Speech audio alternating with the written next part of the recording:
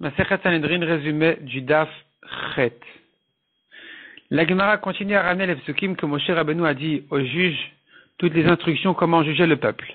Il leur dit, le petit comme le grand, vous allez écouter, vous allez entendre, il s'agit d'un petit din Torah d'une prouta, comme un grand din Torah de 100 manées, pour te dire que s'ils ont commencé à traiter un din Torah d'une petite pièce, ils doivent le continuer même s'il arrive ici un grand din Torah avec une très grosse somme. Il leur dit encore, vous jugez, le jugement est à Hachem. Qu'est-ce que ça veut dire? Non seulement les Rechaïm qui jugent mal, ils font passer l'argent de l'un à l'autre selon Kedin, pas selon les lois conformes de la Torah, mais en plus, dit Akadosh Baruch Hu, il me fatigue à rendre l'argent à son propriétaire. Donc le jugement est pour Hachem en fait, c'est Hachem que tu juges ici.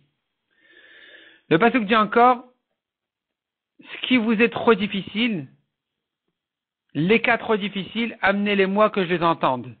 La Gemara dit, Moshe Rabbeinu a été puni sur ça, que quand est arrivé à la question des filles de Tlofrad, concernant leur héritage en Israël, Moshe n'a pas su leur répondre, il a dû poser leur problème devant Hachem.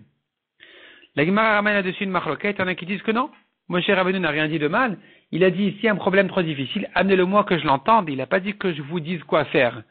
Si je sais, sinon je demanderai. Donc il n'y a pas lieu de le punir sur ça.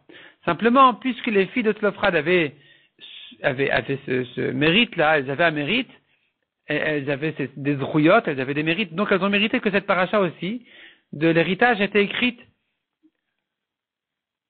sur leur nom.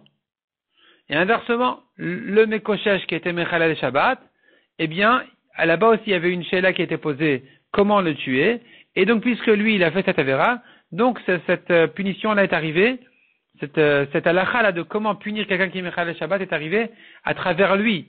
Parce que, comme dit la Gemara, le proverbe dit, Megal Gelin Zchut al Yede Zakai, Vechova al Yede Chayav. Quelque chose de bien va arriver par quelqu'un de bien, quelque chose de mal va arriver par quelqu'un de mal. On apprend encore des psukim que Moshe a ordonné le peuple de respecter ses juges, et aux juges de supporter le peuple, comme un parent qui supporte son bébé.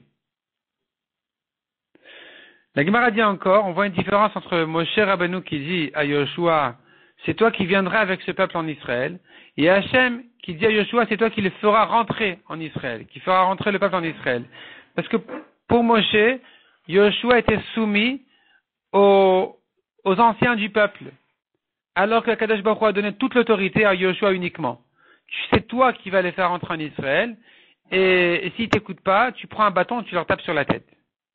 La Gemara dit, un guide pour la génération, et pas deux guides pour la génération. La Gemara nous ramène encore une braïta qui dit, quand il faut convoquer quelqu'un au Bedin, il faut mentionner le Shaliach Bedin qui va lui dire qu'il est appelé au Bedin en Din Torah, il doit lui mentionner les trois juges. Si c'est pas le jour où les juges ont l'habitude de juger, il doit mentionner les trois juges, sinon la personne en question n'est pas obligée d'y aller. C'est pas de la chutzpah de sa part de ne pas venir au Bedin, on va pas le punir. Mais si on lui a mentionné les trois juges, alors oui, il est obligé de venir.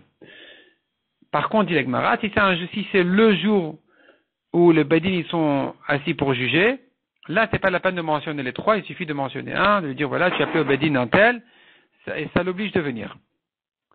La Gemara dit concernant des dîners Knassot, des problèmes des Knassot, des amendes à payer, il nous faut ici trois juges qui soient les trois moumchin, pas trois juges simples, ni un moumché, il nous faut trois juges qui soient moumchin, qui soient compétents, qui aient la smicha.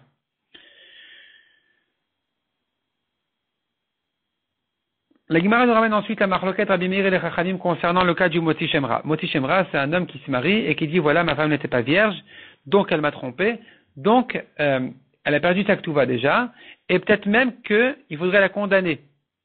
Peut-être qu'elle est chayavet mita, il faudrait la condamner à mort si elle a trompé son mari après les kiddushin. Là-dessus, nous avons une marloquette, est-ce qu'il faut trois juges quand le mari ne vient que réclamer la ktuva, ou 23? Parce que ça peut en arriver à des dîners nefashot. La Gemara explique cette marloquette de plusieurs manières. La Gemara nous ramène ici une marloquette, comment expliquer la Mishnah. Première manière d'expliquer la Mishnah, Oula il dit, il s'agit de quelqu'un qui vient réclamer la ktuva, Nous, on craint que quand il va se plaindre au Bedin, les gens vont entendre et les témoins qui vont connaître la vera de cette femme-là vont venir témoigner contre elle et la condamner à mort. Donc, a priori, il nous faut 23 personnes. Rabat explique autrement. Il dit, non, on ne craint pas que des témoins vont arriver pour la condamner. Il s'agit que le mari a déjà essayé de la condamner et donc il a réuni 23 personnes. Puis, il n'a pas trouvé de témoins. Donc maintenant, il dit, vous savez quoi, jugez-moi au moins pour la Ktuva. Et la question se pose ici, est-ce qu'il nous faut que les 23 personnes restent ou non, il suffit de 3 personnes puisque ce n'est qu'une question d'argent. Est-ce que je crains le kavod des premiers, oui ou non? Ça serait la marloquette. Il est évident que si maintenant c'est le père de la fille qui se retourne contre son mari, il lui dit, voilà, tu as accusé ma fille pour rien, tu dois me payer. Là, c'est sûr que même si on a commencé avec 23, on descend à 3 parce que ça s'appelle déjà un nouveau din Torah. Troisième manière de comprendre la Mishnah, Abaye. Abaye, il dit, en principe, on devrait craindre que quand le mari réclame la Ktuva, qu'il y ait des témoins qui arrivent pour la condamner. De même, si on a commencé par 23, même si le mari dit, j'ai pas trouvé de témoins, il faut laisser les 23 parce qu'on craint leur kavod. Dans quel cas, on dira qu'il suffit de 3 personnes. Il s'agit d'un cas où les témoins sont arrivés. Ils ont dit, on a averti la fille, on l'a vu fauter. Mais comment on l'a averti? On lui a dit que si elle va faire ça, elle est chayavet mita. Elle sera condamnée à mort. On ne lui a pas précisé de quelle manière elle sera tuée.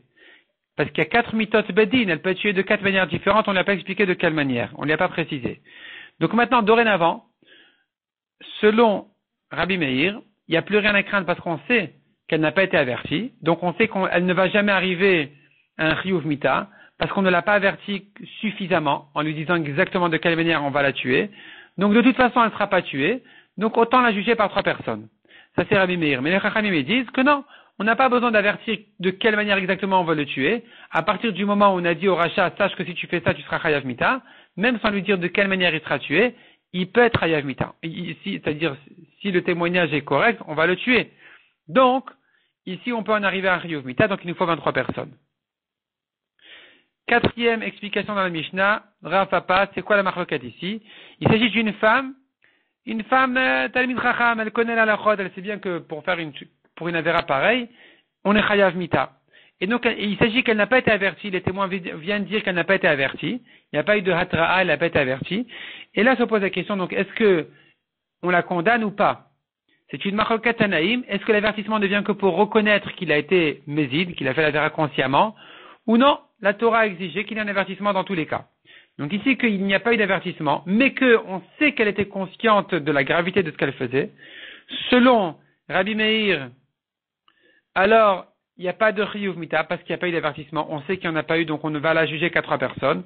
Selon les Chachamim, il y a un chiyuv mita, même s'il n'y a pas eu d'avertissement du tout, quand il s'agit de quelqu'un qui connaît la halachot et qu'on sait qu'il a fait l'avéra consciemment. Donc, il nous faut ici 23 personnes. La Gemara va ramener dans le daf suivant encore d'autres explications sur la marloquette de Rabbi Meir et les Chachamim. Est-ce qu'il nous faut 3 personnes ou 23 personnes?